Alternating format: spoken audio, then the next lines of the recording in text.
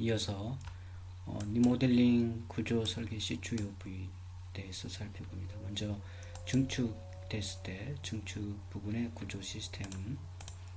그래서 증축이 됐을 때의 구조 시스템을 어떤 구조 공법으로 할 것인가, 또 내진 성능 평가와 시공 방법, 이것들의 그 적정성, 이것들을 이제 결정을 해야 됩니다. 또 공동주택을 이제 증축하는 리모델링 할 때는 증축 부분의 구조 시스템은 철근 콘크리트조 또는 스틸조로 개혁할 수가 있고, 여기에 따른 장단점은 여기에 나와 있습니다. 아마 우리가 증축일 때의 비교를 보면, 일단 철근 콘크리트조 증축안, 그 다음에 스틸인 경우에 그래서 전단벽하고 이제 RC 슬랍으로 철근 콘크리트조를 했을 경우에는 기존 구조체와의 그 리모델링 할 때 동일 재료로 이렇게 할 수 있다는 장점이 있고, 그 다음에 층고 및 부재 사이즈를 기존과 동일하게 할 수 있다. 그 다음에 내니 성능이 인지 우수하다, 이런 장점이 있고, 단점으로는 이제 공기가 조금 길어지고, 그 다음에 기존 구조체와의 접합부가 이제 많아지게 된다. 또 기초 파일 수량이 이제 많아지게 됩니다. 그 다음에 스틸로 할 때, 스틸 구조, 강구조로 할 때의 증축을 보면, 철골 프레임하고 이제 데크 슬랍으로 이렇게 되어져 있을 때 구조 구성 시스템의 장점으로는 이제 공기 측면에서 유리하고 경량화로 자중을 감소시킬 수 있다. 그 다음에 1층 필로티 효과가 가능하고, 그 다음에 단점으로는 이제 철근 콘크리트 조보다는 내진 성능이 좀 떨어지고, 그 다음에 내화 피복이 필요하죠. 이제 철근 콘크리트 같은 경우는 그 콘크리트 피복이 있어서 내화성을 좀 어느 정도 우리가 성능이 되는데, 스틸 강구조 같은 경우는 그 내화 피복이 반드시 필요하겠죠. 그 다음에 층고 확보면에서 이제 불리하다, 이런 부분이 있습니다. 그리고 수직 및 수평 증축 부위의 접합부, 우리가 이제 증축할 때 리모델링이 있어서 수직 방향으로 증축 또는 수평 방향으로 증축할 때 기존 건축물과 그 접합을 해줘야 되겠죠. 그런 접합 부위에 대한 부분이 되겠습니다. 그래서 이 접합 부위에 대해서는 이제 접합 기술이라든가, 그 다음에 기존 건축물과의 그 일체화, 그 다음에 치마, 이런 것들이 이제 제어할 수 있는 기술이 필요하게 된다, 이런 얘기가 되겠고, 이게 이제 기초 치마량 제어하는, 이게 이제 기존 구조체죠. 이게 증축이 되는 거죠, 지금. 그래서 여기 이제 수평으로 이렇게 수평 방향으로 이만큼 증축이 되는 거죠, 지금 이만큼. 그랬을 때 이 기초의 이런 보강, 기초의 보강 시스템을 해서 기초 시스템을 해줘야 되겠고, 그러면 이제 말뚝 내력이 저감이 된다든가, 말뚝 본수가 많아지게 되고, 지하 구조체의 일체화, 이런 부분이 치마량을 제어할 수 있어야 되겠습니다. 그리고 접합부위, 여기 이제 기존 구조체하고 이게 새로운 구조체인데, 요 부위가 이제 접합이 되는 거죠. 이렇게. 그래서 요 부위에 접합 기술이 이제 요구된다. 그래서 기존 철근을 이용해서 연결해서 접합한다든가, 접합 앵커를 이용한다든가, 수평 수축량, 이런 것들을 이제 제어할 수 있는 그런 접합 기술이 요구된다.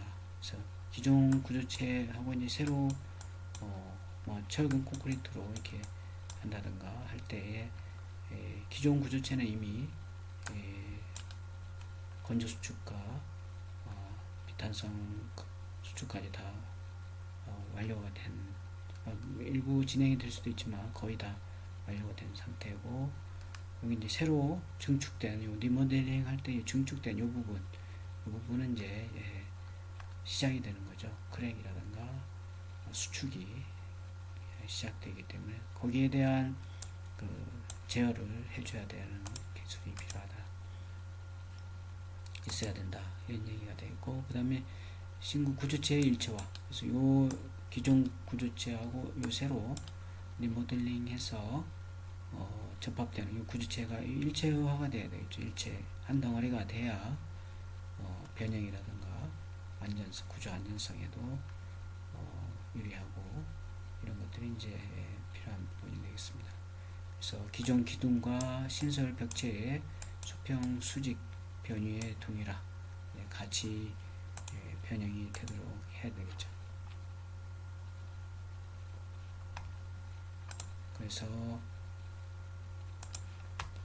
기존 구조체하고 새로운 구조체의 접합면에 이렇게 치핑하는, 이제 치핑하는 거죠. 이렇게 치핑, 이제 그 벽이 이렇게 있으면 일부 기존 구조체의 벽을 또는 기둥이나 이런 것들을 이렇게 깎아내는 거죠. 깎아내고 이제 새로운 구조체가 이렇게 이제 접합이 될 때 여기에 이제 일체할 수 있도록 해주는 거죠. 그래서 이렇게 치핑을 하고, 그 다음에 듀얼바를 천공합니다. 듀얼바 그 전단에 대해서 접합이, 여기 이제 기존 구조체하고 새로 이제 이쪽에 새로운 구조체가 시공이 될 텐데, 거기에 서로 일체화되기, 기존 구조체하고 새로운 구조체가 일체화 시키기 위해서 전단력을 서로 변형이 동일화할 수 있도록 듀얼바를 이제 전공해서 설치를 하는 거죠. 그 다음에 홀 청소, 이제 깨끗이 치핑한 곳을 이제 청소를 해주고, 그 다음에 약재를 주입을 해서 구조체의 일체화를 할 수 있도록 한다, 이런 얘기가 되겠고, 그래서 듀얼바 설치, 아까 듀얼바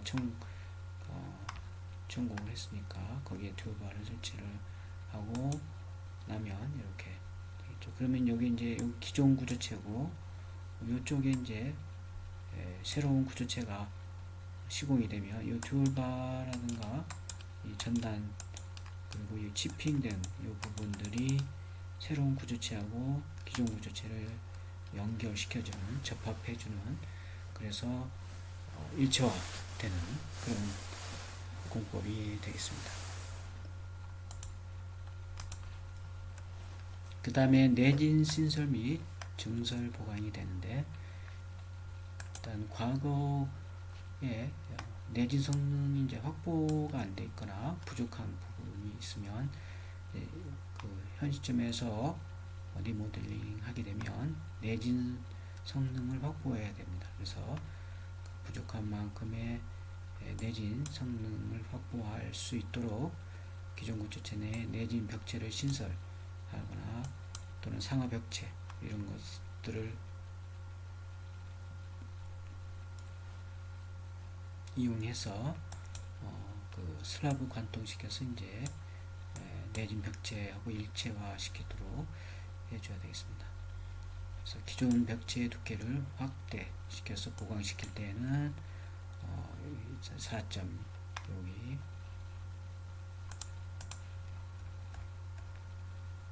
여기 이렇게, 여기 이제 기존 벽체고 여기 이제 새로 벽체가 보강이 된 거죠. 그만큼 이제 벽체 두께가 이만큼 단면이 커진 상태가 되고, 이제 인면 상태는 기존 벽체에 이렇게 구멍을 뚫는 거죠. 이렇게 구멍을 뚫어서 나중에 앵커를 구멍 천공이 구멍을 뚫는 거니까, 그리고 면을 좀 거칠게 하는 거죠. 왜냐하면 새로운 구조체 벽체하고 구조체하고 이렇게 맞대서 접합을 시키기 위해서 이렇게 거치게 하고 천공을 한 다음에 여기 이제 앵커를 심는 거죠.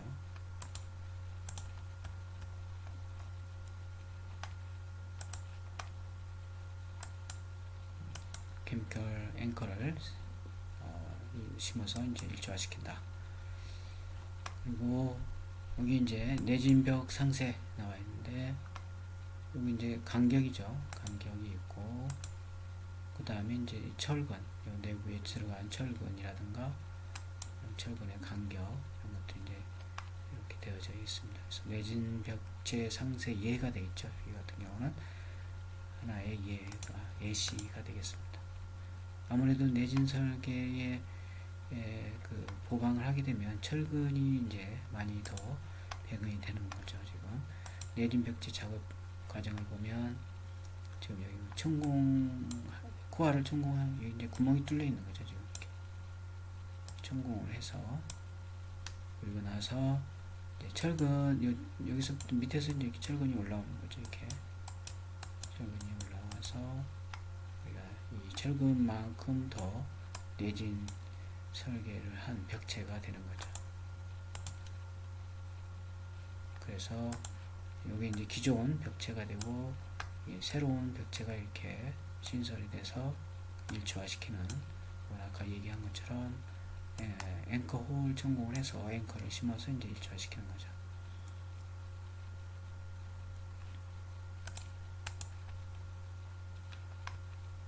그 다음에 이제 기초 보강 및 신설입니다. 내진 해석 시 기존 건물의 기초에 내력이 부족하거나 기존 건물 내에 내력벽 또는 기둥을 신설하였을 때는 기존 건물 내부에서 기초를 보강을 해줘야 됩니다. 이때 건물 층고, 장비 반입 문제 이런 것들을 이제 현장 여건에 적합한 기초 보강 공법을 선정을 해서 중축 구조체의 기초를 신설할 때는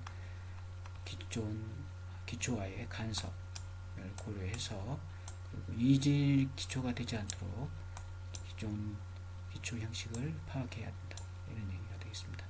그래서 만약에 이질 기초가 되게 되면 부동침화 원인이 될 수 있으니까 조심을 해야 되겠고, 그래서 증축 시 기존 기초와 신설 기초 간의 상호 파일 배치를 이제 나타내는 게 요 그림이 되겠습니다. 그래서 이제 기존 기초와 신설 기초 간의 상세 배치가 나와 있는데, 여기 이제 B급 징계 요게 이제 기존 기초가 되는 거죠. 기존 기초 거기에 이제 신설 기초를 넣어서 보강을 한 거죠. 지금.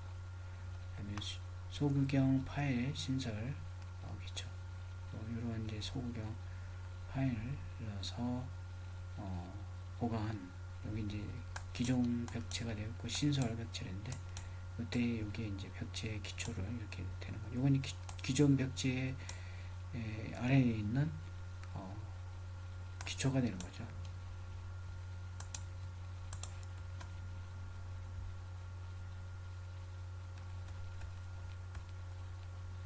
그 다음에 이제 구조 계산에 의한 안전성 검토입니다. 구조 계산을 이제 하는 거죠. 이게 여기 이제 기존 구조물, 그 다음에 이제 새로운 신설 구조물, 이때 이제 요걸 같이 모델링을 해서 구조 해석을 해주게 되는 거죠. 물론 요 기존과 신설 구조물이 일체화되어 있다라고 가정을 하는 거예요. 아까처럼 여러 가지 이런 것들, 아까 여기 치핑 한다든가 이런 것들을 통해서 기존 건축물과 신설 구조체가 일체화 시킨 다음에 그런 가정하에 이제 구조 해석을 하는 거죠.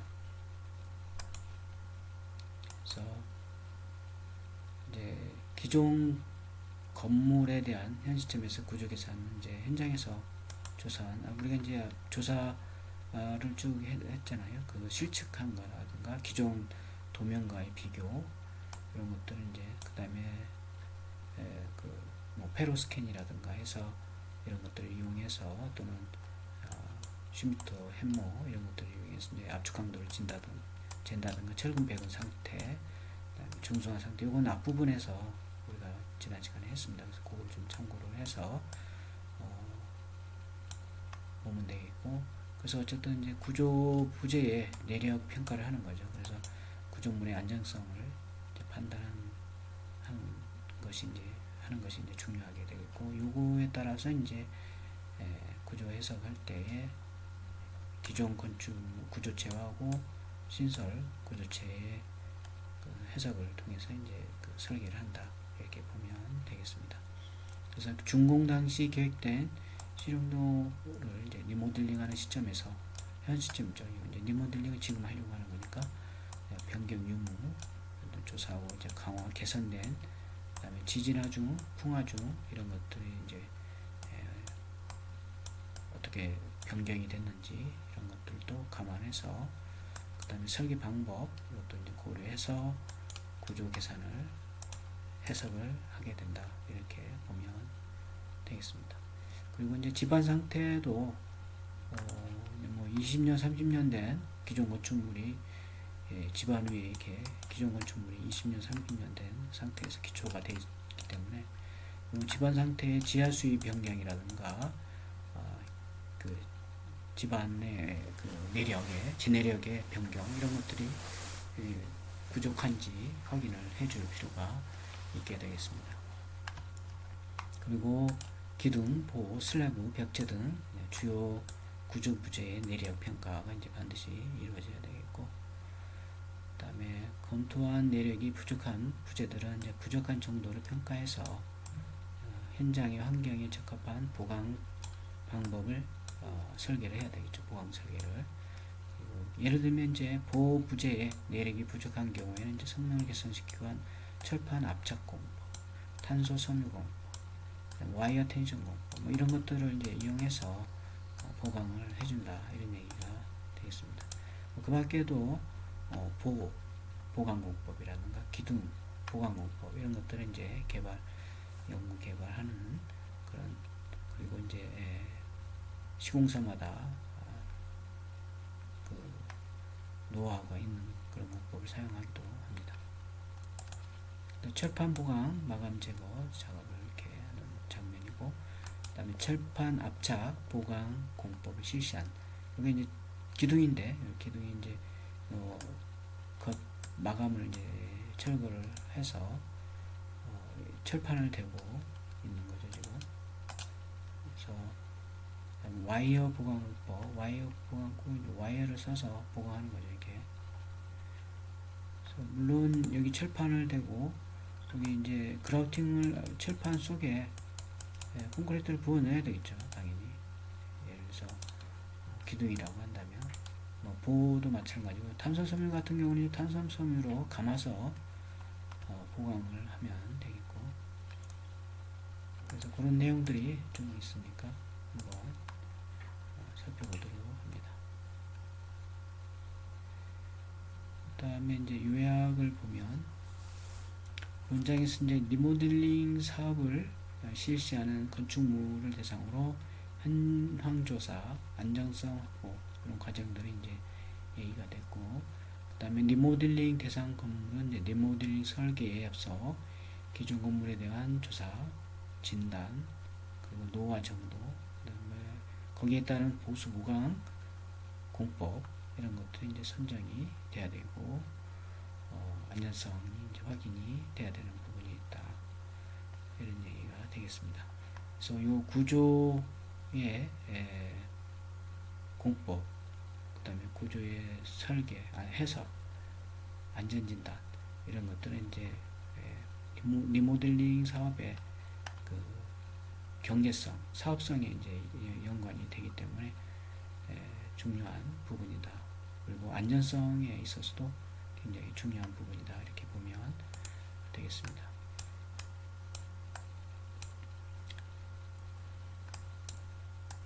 여기 나와있죠. 그래서 한 번씩 읽어보면 되겠어요. 그래서 이렇게 보면 리모델링 구조 진단 절차, 그 다음에 리모델링 프로젝트 추진할 때 초기에 반드시 고려해야 되는 구조적 사항, 다음에 리모델링 추진 절차에 따른 단계별 주요 구조 업무 내용, 그 다음에 기존 건축물 조사에 필요한 자료, 그리고 리모델링 구조 설계 시 주요 부위에 대해서 우리가 이제 살펴보자 이런 얘기인데, 이건 과제물로 해서 여러분들이 첫 번째 1번 리모델링 구조 진단 절차, 그리고 두 번째 프로젝트 추진할 때 초기 반드시 고려해야 되는 구조적 사항이 어떤 것이 있는지, 그리고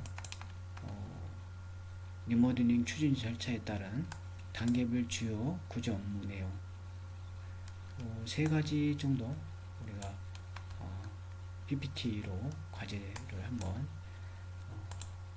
제출해 보기 바랍니다. 서로 각자 이해를 하고, 사례가 있으면 사례도 조사를 해서 PPT를 만들어서 카페에다가 과제물을 제출하면 되겠습니다. 자, 이어서 건축공사, 우리가 이제 조금 전까지 여러 과정을 통해서 구조물의 안전성까지, 구조 계산, 그리고 보강, 보수 공법, 안전성 이런 것까지 이제 확인이 된 상태에서 우리가 이제 공사를 하는 거죠.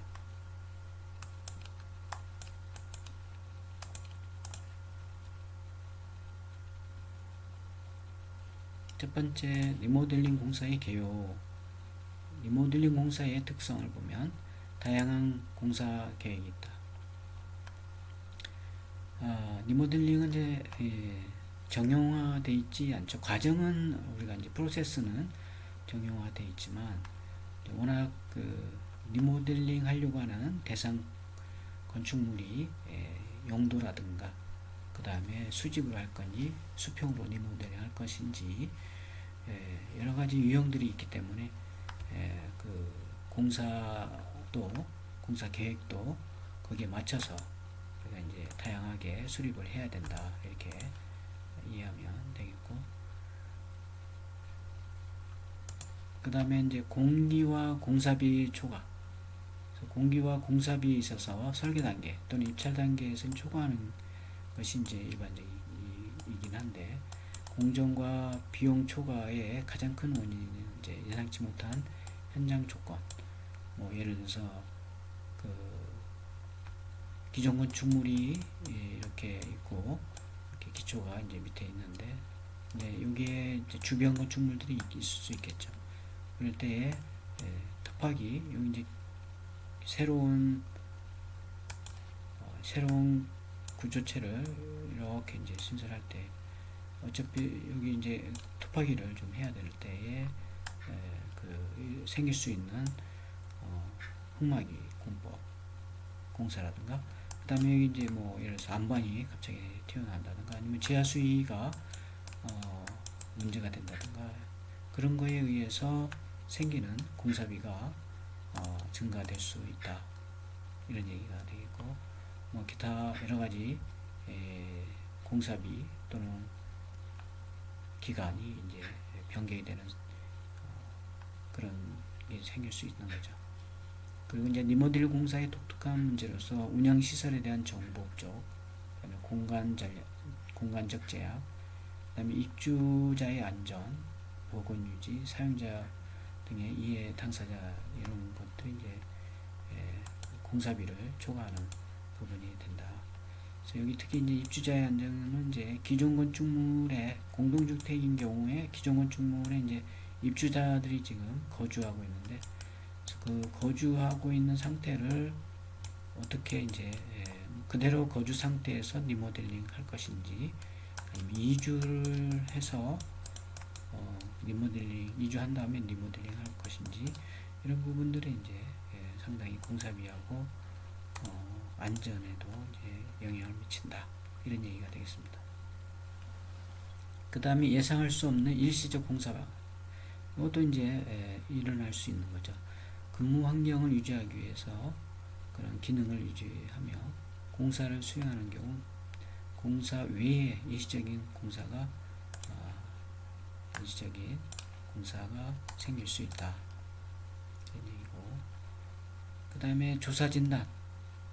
공사 계획이 기존 건물의 기초하므로 조사 및 진단이 매우 중요한 단계가 되고, 조사 진단 결과는 설계에 영향을 미치죠. 그리고 공사 수행 계획에도 결정적인 영향을 미치는 게 되겠다. 그 다음에 이제 공사 수행 방식인데 다양하죠. 이것도 뭐 예를 들어서 이주자, 아까 얘기했듯이 입주자의 이주 문제, 이주를 하고 이제 공사를 할 경우 이주 문제가 생기는 거죠. 그다음에 시설을 이제 뭐 셧다운하고 할 것인지, 그다음에 공사 수행 방식 여러 가지로 나눌 수 있다. 그래서 그다음에 이제 상황에 따라서는 제시자가 없는 야간에만 공사를 한다든가, 이주를 또는 공사 재이주 뭐 이런 순환으로 한다든가, 아니면 층별로 또는 실별로 한다든가, 이런 것들이 이제 복잡하게 공사 수행 방식을 이제 따져서 설정을 해야 되겠죠. 제시자가 있는 주간 공사의 경우는 근무 환경 유지에 각별한 주의를 요구한다. 그다음 작업 체계. 이것도 이제 작업 체계도 복잡한데, 하나의 그 부위에 완성하기 위한 작업 체계가 신축 공사보다 훨씬 복잡하다. 리모델링 공사의 경우 이제 건축물의 특정 부위를 완성하는 데 있어서 물리적인 작업 증가, 그 다음에 관련된 외적 조건, 이런 것들이 이제 상당히 까다롭기 때문에 충분히 검토를 한다. 그 다음에 잦은 설계 변경. 이건 이제 발주 담당 부서하고 시설 운영 부서가 이제 서로 다르기 때문에 잦은 설계 변경이 있을 수 있고, 거기에 따라서 공사 시작 후에도 변경이 많아지고 공사비도 증가할 가능성이 있다. 그 다음에 이제 난해한 철거 공사. 철거 공사가 반드시 되지만 수행이 매우 어렵다는 거. 그 다음에 시설이 운영 중인 경우에는 이제 무진동, 무소음 여기 요구되고, 현실적으로 이제 어렵죠 이게. 그래서 철거 범위라든가 철거에 대한 판단이 좀 쉽지는 않다. 그 다음에 불확실한 설계. 설계가 불확실하죠. 그래서 설계 변경이 이제 일어나게 되는데, 기존 시설이 당초 도면과 다르게 사용자에 의해서 변경된 부분이 있는 경우는 이제 실측을 해서, 이제 사전에 조사를 해서 실측을 해야죠. 이런 부분들은, 이런 것들에 의해서 설계가 불확실하게 된다. 그 다음에 공정관리의 어려움이 있습니다. 기존 시설의 운영 일정이 공사 일정과 충돌할 경우 갑작스러운 작업 대기 시간이 이제 발생해서 효율적인 공정관리가 어렵다.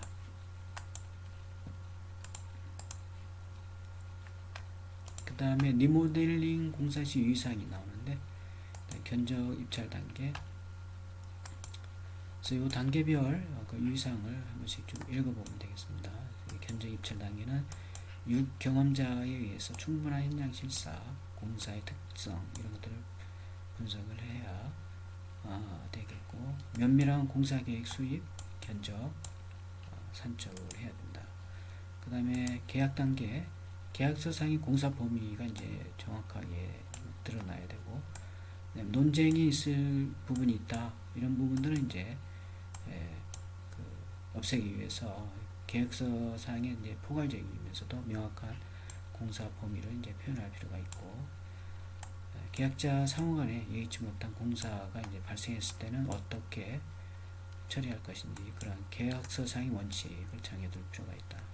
그 다음에 설계 변경이 빈번하게 발생하게 되는데, 이에 따른 기준도 어디까지 이제 해야 될 건지, 인정을 할 것인지, 이런 것도 명확히 할 필요가 있고, 그 다음에 공사 방법에 대한 변경, 이것도 있을 수 있는 거죠. 설계 변경이 되도록했을 때 명문화해서 설계 변경을 할 수 있게끔 한다든가, 이런 부분이 계약서에 포함이 돼야 되겠고, 그 다음에 공사 계획 수립 단계. 또 이제 리모델링 공사는 복잡 공정, 종합적으로 관리하고 조정할 수 있는 공사 관리자의 능력이 절대적으로 필요하다. 그래서 공사 관리자의 능력이 중요하고, 가능한 모든 자료를 입수하고 조사, 진단해야 하고 대부분 20년 정도 경과된 건물, 당초 설계도서와 현 시공 상태가 상이한 경우가 많기 때문에 그렇다. 실측을 아까 그래서 이제 사전조사 때 실측한다 이런 얘기죠. 그리고 불법적으로 이제 그 설계 변경이 됐다든가 보수 보강이 됐다든가 이런 것들이 있을 수 있죠. 그래서 그런 것들은 이제 건물 이력에 기록이 있으면 그걸 토대로 검토를 하고, 그다음에 사전조사 때 필요한 여러 가지 이제 그런 것들을 건물 관리인을 통해서 파악을 한다든가 이런 것들이 필요하겠고, 그 다음에 기존 시설의 운영 일정에 대해서 사용자와 이제 사전에 협의를 해서 공사 계획에 이제 반영을 하고, 요것들의 서로 충돌로 인해서 이제 공사 지연이 생긴다든가 하면 안 되겠죠. 그 다음에 특별 피난 계단의 철거. 이 특별 피난 계단 이제 법규상 건축법상 필요하게 되는데, 그러한 건물인 경우에 이제 있죠. 이런 게. 그랬을 때 이걸 이제 철거, 그다음에 소화급수 중단, 여러 가지 이런 공사할 때 필요한 조치들이 이제 발생할 수 있는데, 요렇게 되면 이제 법규 위반 사항이 됩니다. 그래서 거기에 대해서 이제 서로 사전에 이제 뭐 특별 피난 계단을 철거할 때는 이제 건축가라든가 소방 이쪽에 이제 협의를 해서 문제가 없는지 확인할 필요가 있죠. 물론 이제 소화 급수도 마찬가지고, 그 다음에 공사 수행 단계 그때 유의사항 한 번씩 보면 되겠어요. 공사 수행 단계는 이제 제시공사의 경우 근무 환경 유지가 필수적이고, 근데 이제 매우 어렵죠. 그래서 소음, 진동, 분진, 냄새 주의할 필요가 있고, 이제 민원이 들을 수 있는 거죠. 이런 거로 인해서. 그다음 사용자의 사용 동선, 작업 동선 분리할 필요가 있고, 안전을 도모할 필요가 있다. 그런 내용이 있고, 그 다음에 발주처와 사용 부서의 의견 차이 생길 수 있죠. 이걸 이제 공사 수행에 차질을 제공하는 원인이 되니까 대화로 어떻게 하면 통일해서 이제 협의를 커뮤니케이션 잘 해야 되겠죠. 그 다음에 건물을 사용하면서 공사를 수행할 경우에는 사용자의 전원이 공사 감독자 역할을 하게 되니까 공사 관리에 유의를 한다. 당연히 자기 집 지금 리모델링 하는데 입주하지 제실 상태에서 공사를 하게 되면 아무래도 이제 오고 가면서 주거자들이 이제 보게 되는 거죠. 감시하는 거죠. 그 다음에 하도급 발주 시 유의사항이 있습니다. 신축 공사에 비해서 상대적으로 이제 하도급 기간이 길다. 그래서 동일한 공정을 반복적으로 수행하는 경우가 많기 때문이다. 그래서 공사 계획 난해하고 충분한 견적 기간을 두어서 입찰을 하도록 배려한다. 이런 게 하도급 발주 시 필요한 부분이고, 그 다음에 공정별 검토사항입니다. 각 공정별로 이제 그 검토를 하게 되는, 예를 들면 이제 뭐 철곡 공사, 보수 보건 공사, 그 다음에 골조 공사 이럴 때 각 공정별로 뭘 해야 될 것인지 유의사항은 어떤 건지 이런 것들을 이제 파악하고 거기에 따라서 수행을 해야 되겠죠. 그래서 리모델링은 이제 건물을 사용하면서 공사 진행하는 게 이제 가능하다. 근데 뭐 그렇지 않은 경우도 있지만 가능할 수는 있죠. 그렇죠? 그리고 건물 전체를 비우고 공사하는 것인지 전체를 몇 개 나누어서 순환적으로 하는, 일부는 이제 사람이 있고 일부는 비운 다음에 여기서 먼저 공사하고 이쪽에 입주시키고 이쪽에 이제 내보내고 이쪽에 한다든가 뭐 여러 가지 그 공사 수행 방법이 이제 다양하게 되겠습니다. 그래서 실제로 이제 리모델링 공사의 공정 계획은 이제 공사 범위, 발주처의 요구사항, 제약, 그다음에 자금 여건 이런 것들에 의해서 그 환경법 저촉되지 않는 철거 폐기물 반출 계획, 자재 반출입 동선, 작업 동선 계획 이런 것들이 이제, 그리고 이제 가설 계획 이런 것들이 여기에서 작업된다. 제실공사는 공사 중 입주 업체가 근무하는 상태로 이제 하는 특성이 있기 때문에 설비의 전면 중지 불가, 층별 작업이 되고 업주의 이주 일정에 맞춰서 공사가 진행되고 소음이 심하거나 설비의 중단이 요구되는 작업은 이제 대부분 야간 또는 휴일에 한다. 공기 단축을 위해서 철거와 동시에 설치 작업을 이제 동시에 하는 거죠. 시간을 줄이기 위해서. 그 다음에 가설공사 나옵니다. 가설공사.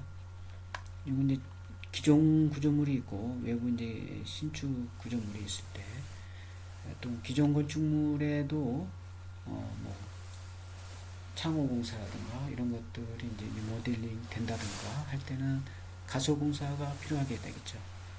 그래서 작업 시 예상되는 소음, 분진 발생을 최소화하고 안전한 작업 수행을 위해서 이제 가설공사를 계획해서 각 시설물을 설치하고 철거, 신설 자재 설치를 위해서 양중 계획 이런 것들이 이제 계획돼야 되고, 외벽 철거 및 신설 벽 설치 공사를 위해서 이제 외부 비계와 보호막, 낙하물 방지막 이런 것들을 설치한다.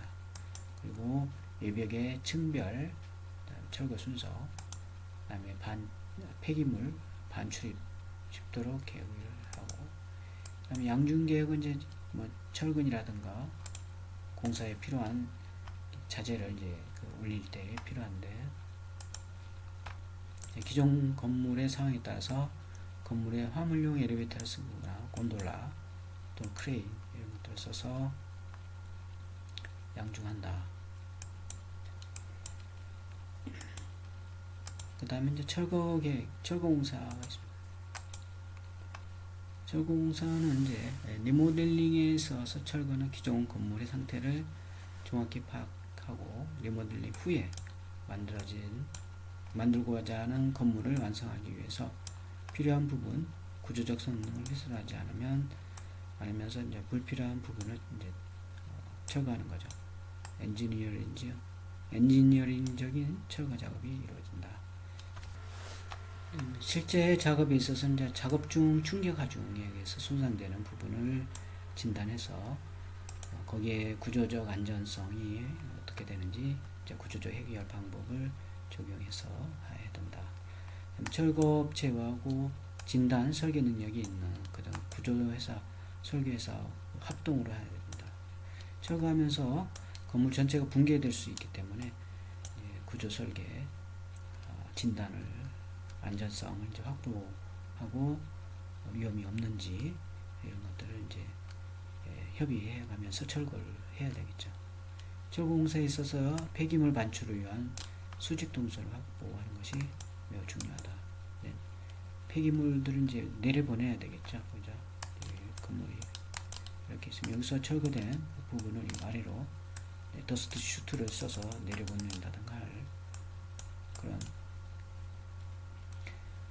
수직 동선이 이제 필요하게 되겠고, 폐기물 반출 시 민원의 이제 최소화를 위해서 방음 방진, 뭐 소리 떨어지는 소리 나고 이렇게 먼지 날리는데 더스트 슈트를 쓰면 어느 정도 이제 최소화시킬 수 있는 거고, 그다음에 철공사는 이제 성면류 철거, 마감재 철거, 여기서 마감재라는 것은 천정재, 벽재, 그다음에 구조체 철거, 슬라브, 옹벽 등 이런 순서로 철거를 하게 된다. 여기 보면 이제 콘크리트 커터, 이게 슬라브 일부를 이렇게 리모델링 설계에 따라서 필요에 의해서 슬라브 이렇게 커팅할 때 잘라내는 거죠. 슬라브 두께만큼 이렇게 있는데, 콘크리트 커터기를 사용을 해서 자르는 거고, 그 다음에 소형 브레이크, 소형 브레이크는 이렇게 이제 손으로, 핸드 브레이크죠. 손으로 잡고 따다다다 하면서 이제 콘크리트 깨내는 거죠. 슬라브 표면을 깨내고 거기에 필요한 이제 리모델링 하는 거가 되겠고, 클러스터라든가 밥캣, 그 다음에 브레이커, 굴삭기 이런 것들이 있습니다.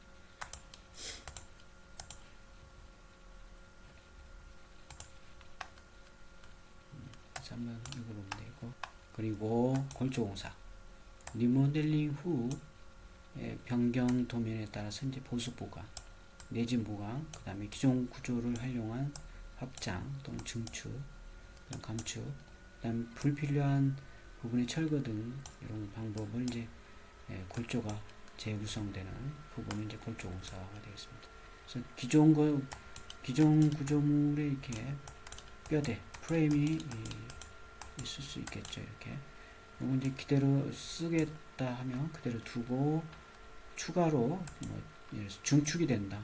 예를 들어서 이 부분이 증축이 되는 경우 이렇게 이제 증축이 구조물이 또 이렇게 증축이 되는 거죠. 그렇죠? 이렇게 뭐 감축되는 경우도 있죠. 이렇게 줄어드는 경우도 있습니다. 어쨌든 그럼 이제 골조공사에 해당이 되는 거고. 자, 그 다음에 시공사례인데, 시공사례는 다음에 살펴보도록 합니다. 마치도록 합니다. 수고했어요.